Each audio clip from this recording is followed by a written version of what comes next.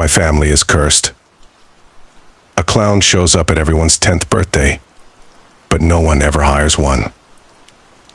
My earliest memory of the clown is from my cousin Jake's 10th birthday party. I was only 5, but I distinctly remember the commotion surrounding the clown. I remember my parents preparing me before we left the house and on the drive there. "There's going to be a clown at Jake's party," my dad said. "Just be nice, all you have to do is be nice," my mom added. I didn't understand why they were so worried, why my mom kept wiping her hands on her dress the entire drive to Jake's house, or why my dad kept taking deep breaths. Weren't clowns supposed to be at birthday parties? When we got to Jake's house, there was something going on. The kids were running around the backyard and jumping in the bouncy castle, but the adults were standing around in silence, their eyes darting back and forth across the yard, while some of my aunts and uncles walked in and out of the house periodically. It was like they were all waiting for something to happen. As I jumped into the bouncy castle, along with the rest of my cousins, I noticed a movement in the bushes near the gate that led into the backyard. I continued to bounce, trying to get higher each time in order to get a better look at whatever was there. Finally, I saw the clown appear from behind the bushes and watched as he unlatched the gate. I stopped bouncing and tried to maintain my balance as I watched the clown step into the yard and close the gate behind himself. I pushed my fingers through the mesh in the bouncy castle and pressed my face against it, staring at the clown as he scanned the backyard until his eyes landed on me. He stared at me for a few seconds, and I stared back, not really knowing what to do. Nobody else seemed to have noticed him yet, and my cousins continued bouncing around behind me. He was short, and he wore a curly, rainbow-colored wig. His face was white, and it seemed like his skin was naturally that pale it didn't look like paint at all. His lips were normal size but bright red, and he had a giant round red nose. His eyes were dark, so dark that I couldn't distinguish the pupil from the iris. He had 2 black lines that started above his black eyebrows and ran down his eyelids to the tops of his cheeks, which appeared to be inflated with something.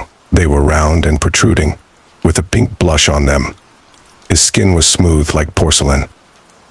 He wore yellow polka dot pants that were held up by red suspenders and a white shirt with giant red buttons down the front and red ruffles around the neck, chest, and sleeves. He wore shiny red clown shoes, and he carried a gift bag in one hand. I don't know how long I stood there watching him, but suddenly, I was being pulled out of the bouncy house by my mom. She dragged me to a table and sat me down in a chair, in between herself and my dad. I continued to watch the clown as he approached my cousin Lisa and pulled out a pink balloon from a pocket in his pants. He blew up the balloon and then twisted it into a dog, handing it to her.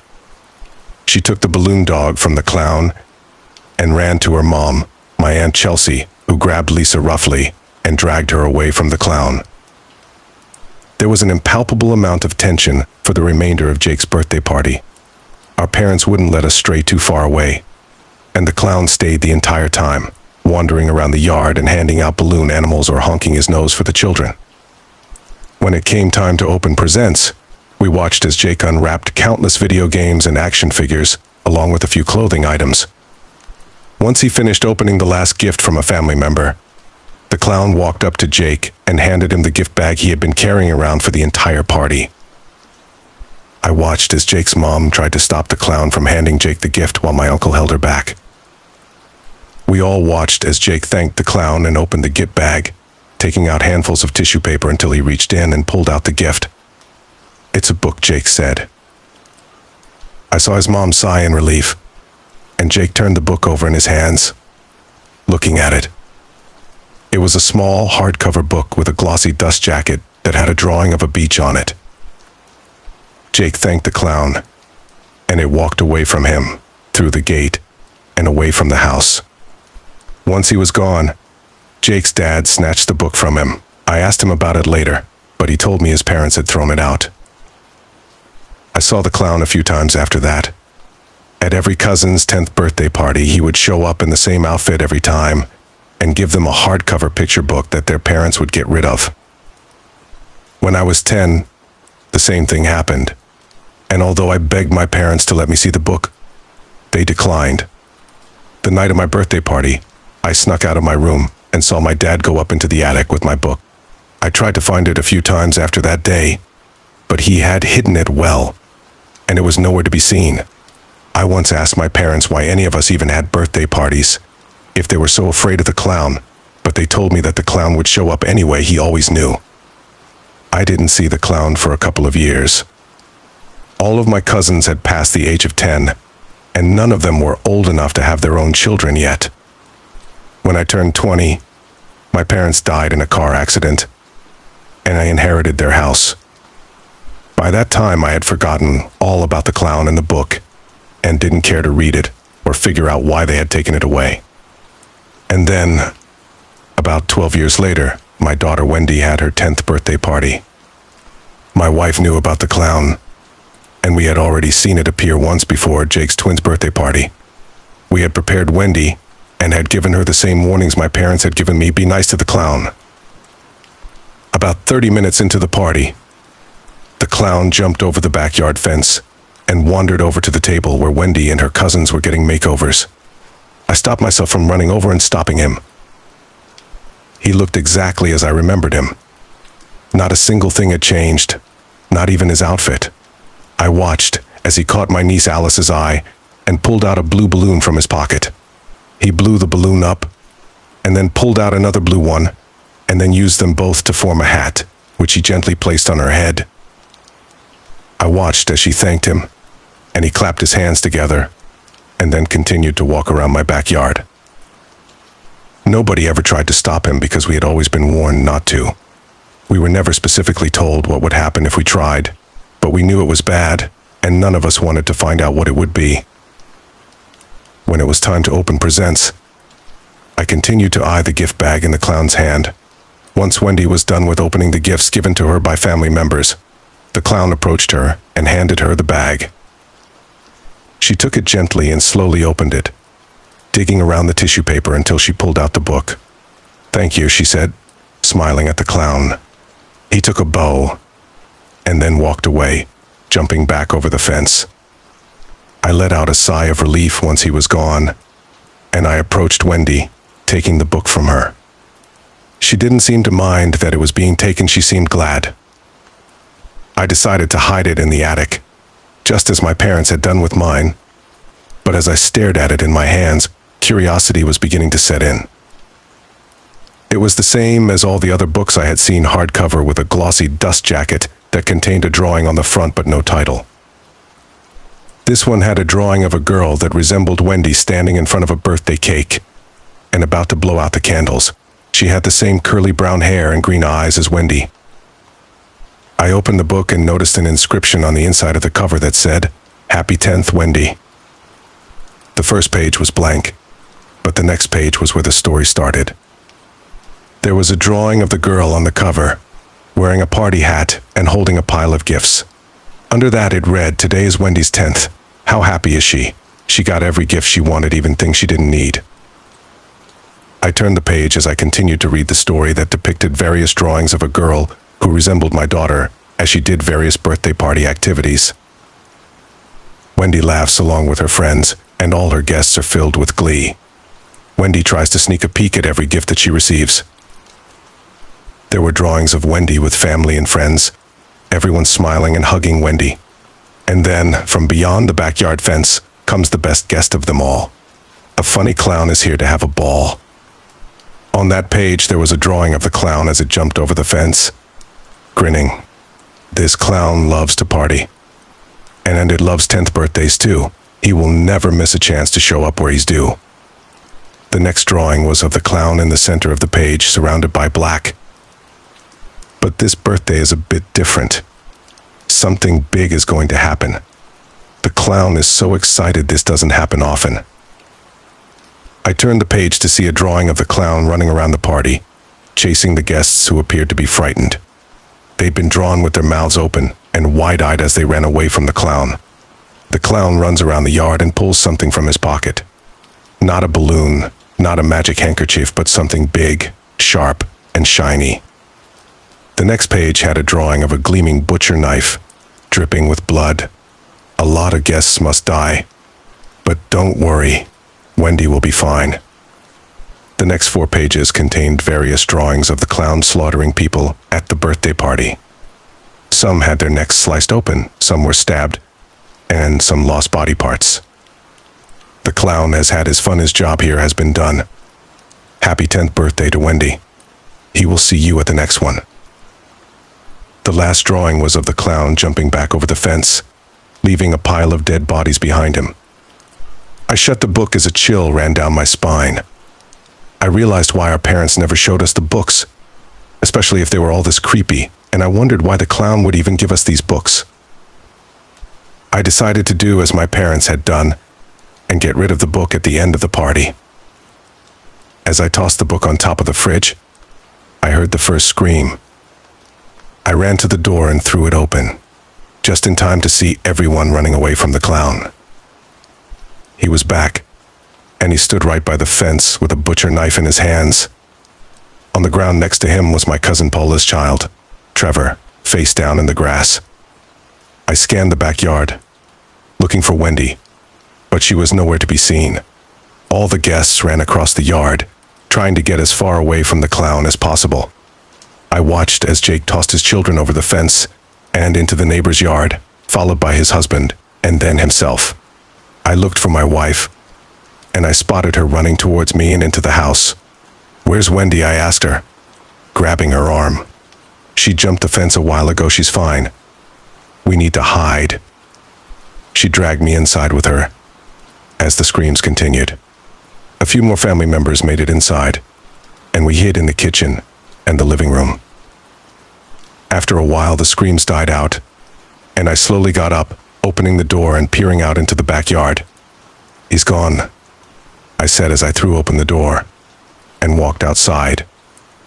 There were a total of 10 dead people, and a few minutes after the cops arrived, so did Jake, his family, and Wendy.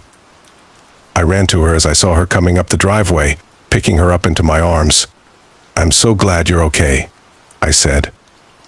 I kept her by my side for the rest of the night as we answered questions.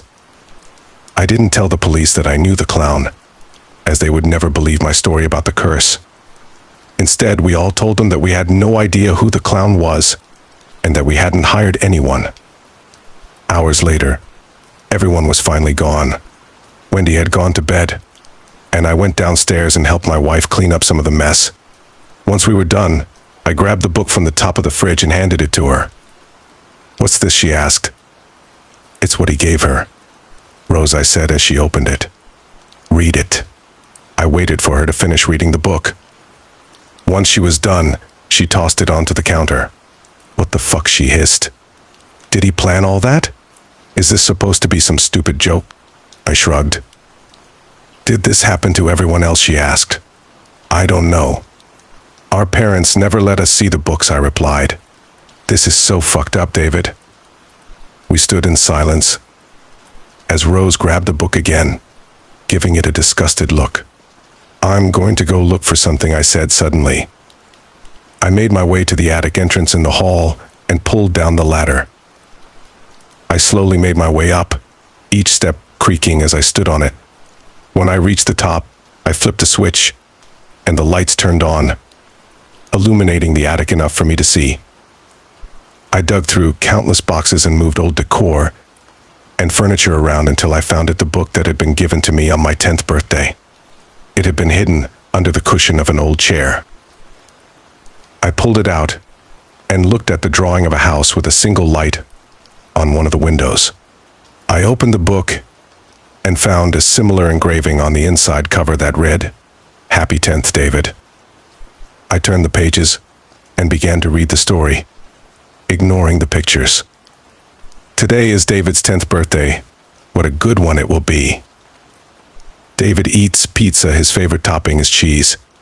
He has a water balloon fight with cousin Eric, and they take cover in the trees. Everything is fun, and soon it will be great.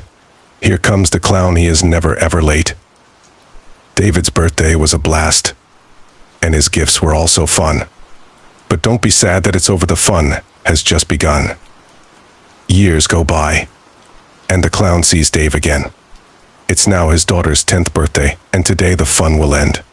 A lot of guests had fun, and for others, this day was their last. But David's family is alive, thank the clown for that. And now, it's time for bedtime to get some sleep. Don't forget to check on Wendy. She hasn't made a peep. The final drawing in the book showed an empty bed in a dark room with a window that was wide open. I stared at it for a second before it hit me. I tossed the book aside as I got a sinking feeling in the pit of my stomach. Something was wrong. "Wendy," I shouted. "What's going on?" Rose called. I didn't reply as I hurried down the ladder and ran down the hall into Wendy's bedroom, throwing the door open. I flipped the light on and looked around the room, but I was too late.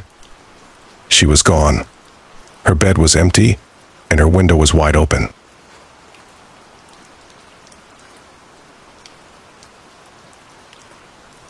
Every year, someone in my family receives a new curse. You would never know it to look at us. We eat, sleep, joke, and argue. Just like everyone else. People are adaptable, if anything. Behind it all, my family has kept a secret, one that has been gnawing away at us for generations. Every single one of us is cursed, some more than others. Abby, my niece, is the least cursed of us all. She's only 12. Her time will come soon enough. Howard, my oldest brother, is the most cursed. He has always been a selfless man, and I fall somewhere in the middle. Our curses come yearly on the 10th of December, and we get to decide who among us will take them on. That's the extent of our control.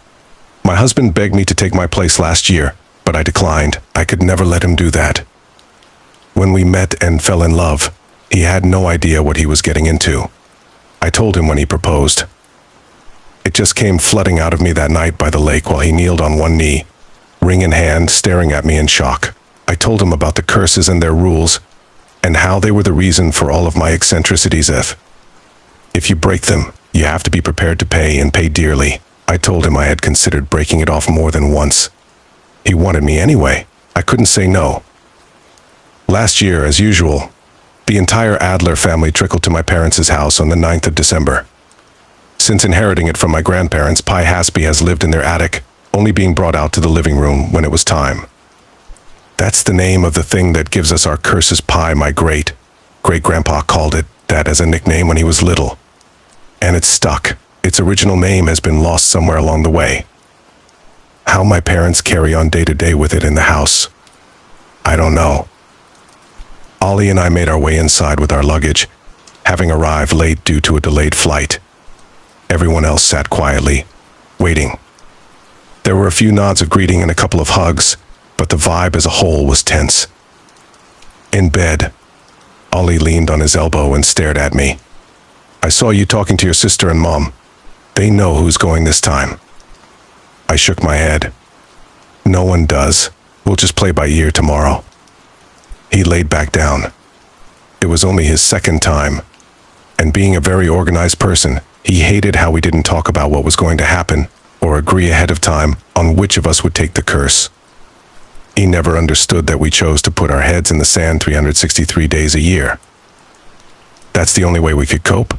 Some of us had curses we had to constantly be on the lookout for, things we had to avoid. He just didn't understand the stress of it all yet. "Howard can't take on another one," he mused. Shem. "Neither can your folks."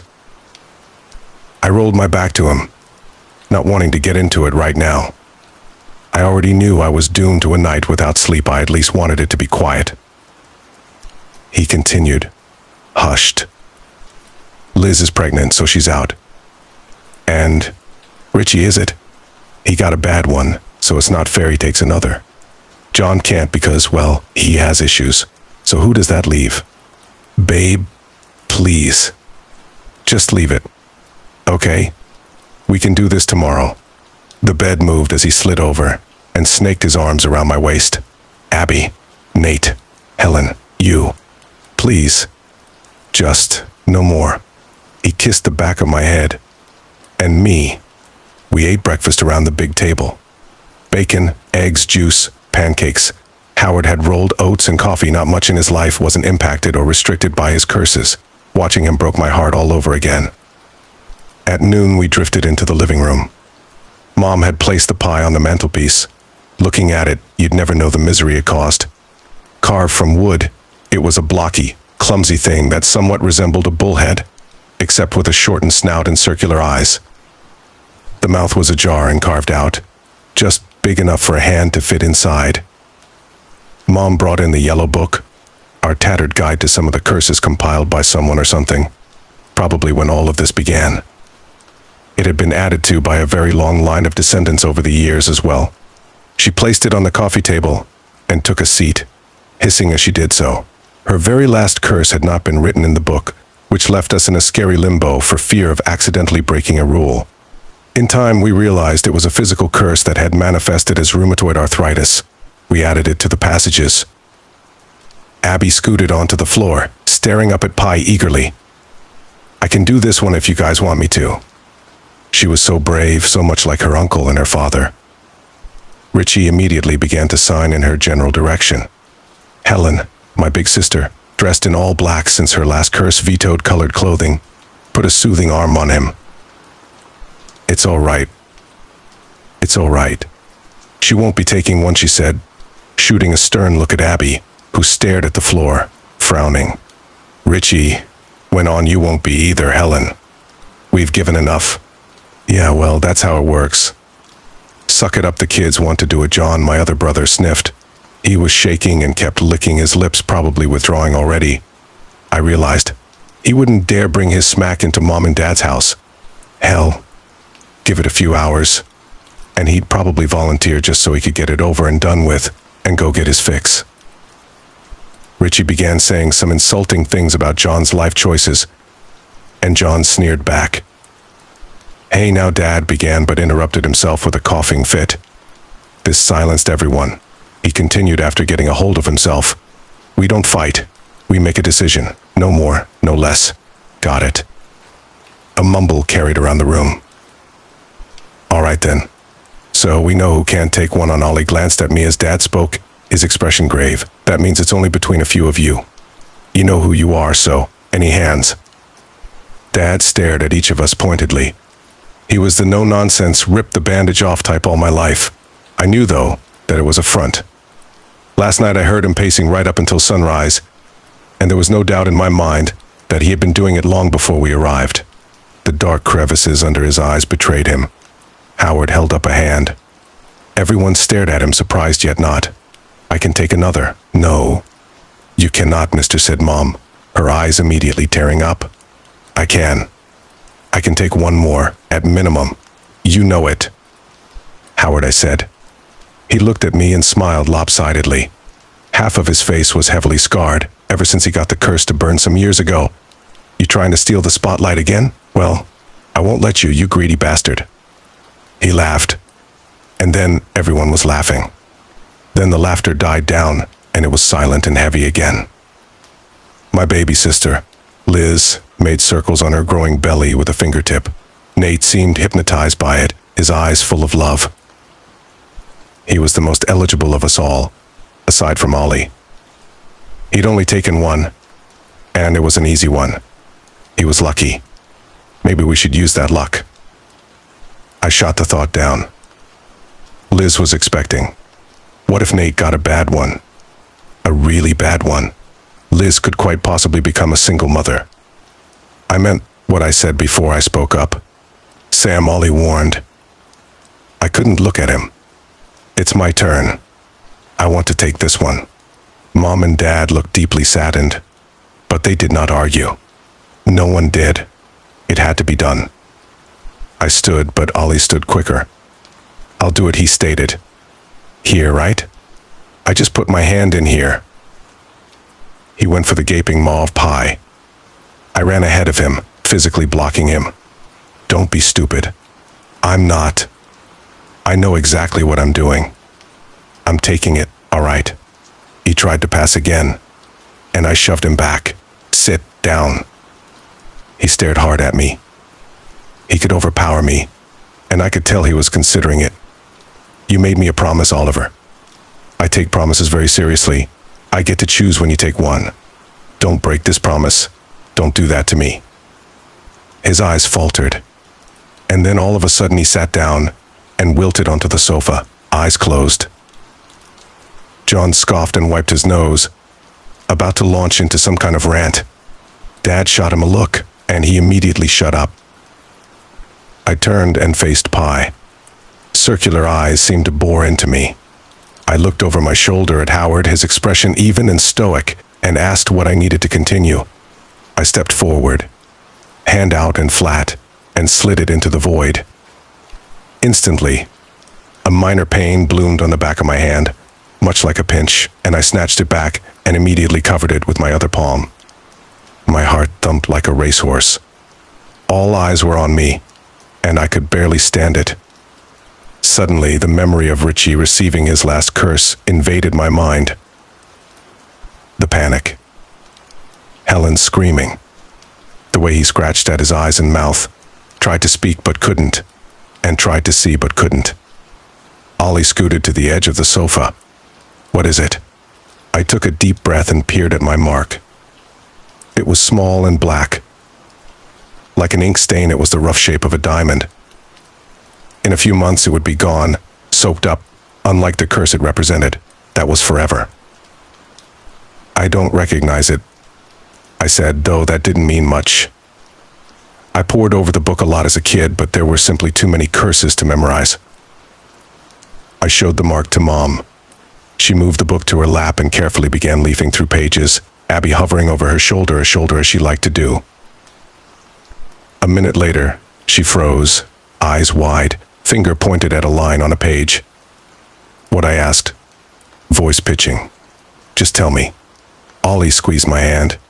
He was sweating. 30 million heartbeats, Mom uttered. "Oh boy, that doesn't sound good." I almost fell down, but Ollie kept me standing. "What does that mean?" he practically shouted. "It means," I stammered. "It means that's what I have left." "Wait," Abby cried. She wrested the book from Mom and stared into it. Richie frantically began signing again, but Helen stopped him gently. "The shape's not right. The top's wrong. Let me see." I walked to her on wobbly legs and offered her my hand. She studied it and then returned to the book. Mom looked awfully pale. I sat down beside her chair. "I'm right." See, Abby smiled widely. "It's not a million heartbeats. It's this one, sleep foot east." "Foot east," I repeated, double-checking my marking against the curses. I closed the book with a soft thud and stared at Abby, and then Ollie. "It matches." "Oh my God," Mom breathed shakily. "I'm so sorry," I thought. "These old eyes of mine." I leaned over and hugged her. "It's all right. I'm very thankful for your old eyes right now." Howard erupted into laughter. Outside, we each bid each other farewell and exchanged the usual "stay safe and look out for your curses." John was the first to leave, even though Mom and Dad asked him to stay the night. Then Richie, Helen, and Abby. I hugged Abby extra tight. Nate and Liz left next. As usual, Howard brushed them all off. He thought it was wrong to have children because the curse could end with us if we didn't. But Mom and Dad insisted it wasn't that easy. To end the curse's lineage one way or another would have terrible consequences that reached far outside of our family. They could never go into specifics. Those two seemed to have been lost to time. Howard waved out the window as the taxicab took him away. He didn't leave his home much too risky and had no electricity. If I was lucky, he'd reply to my letters. I said my final goodbyes to my parents. Dad had another coughing fit, and I waited with him until it was under control. "Go on. Enjoy the year as best you can," he ordered me. Ollie and I got in the car. He took my hand and ran his thumb over my mark. I still can't believe all of this is real, sometimes. Me either. He kissed the mark. "Guess we have a bedroom to reorientate." We exchanged warm smiles. He was just trying to cheer me up, and I appreciated it, but inside, I couldn't stop thinking about my curse. I always promised to be honest with Ollie, but there are some things I can't bring myself to share even now. Things like the fact that Mom wasn't wrong. Abby was.